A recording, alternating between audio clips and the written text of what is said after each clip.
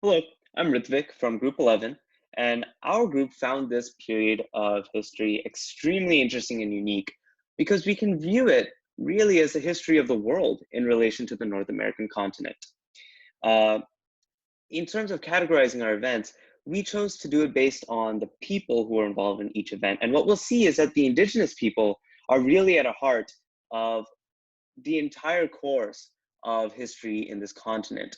And we have them in yellow.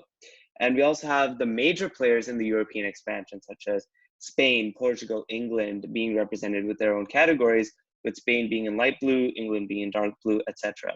As we move forward, this might change into looking at themes. But we felt that at this point in history, we're really curious to see how the different nationalities, how the different groups of people respond to this desire for exploration, and how does that affect a very separate and distinct group of people in the indigenous.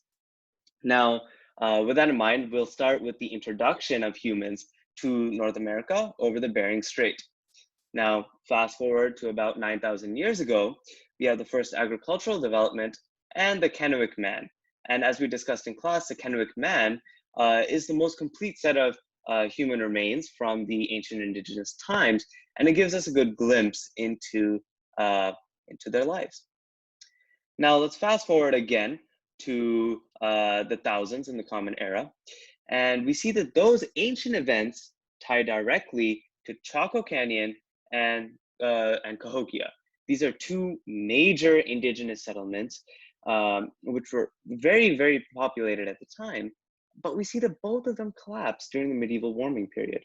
This goes to show the extent to which the indigenous people were really tied to the environment, and that changes to the environment led to changes and strains on the societal structure, especially with regards to food supplies. Now, next, we're going to move on to the idea of European exploration. But our group wanted to see what is inspiring this exploration to happen.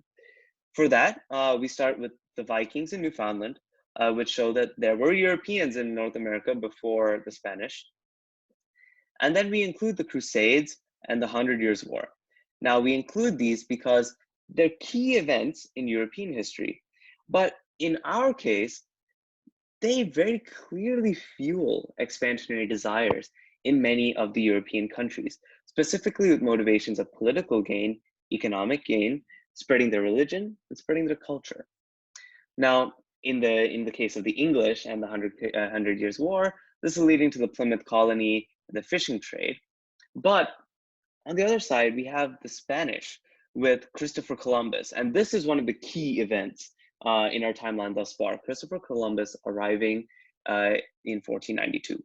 Now, as we know, this led directly to European colonization and settlement in the New World, but also led to massive brutality against indigenous and African populations and the introduction of disease into the New World. Now, to encapsulate those atrocities, we've included events of Isabel de Oliveira requesting an affidavit, Maria is being taken prisoner by Francis Drake of England, and the African slaves in the American colonies.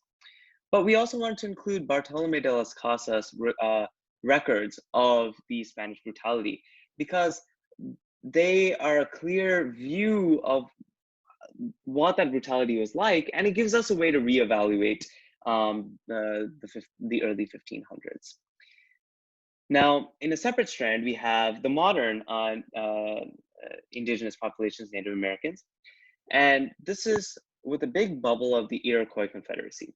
Now, we know that at the time, there are many different separate Native American groups, but we see here that they did come together at times to adapt to this influx of European settlers and to fight for their rights when necessary. And we also wanted to end our timeline on a more positive note by also showing the Native American Graves Protection and Repatriation Act and the reburial of the Kennewick Man, because it really ties together and shows that the indigenous populations really are at the heart of the United States history. And with these particular events, there's modern respect for their culture. Thank you very much. And Yeah, this is a Group 11's timeline.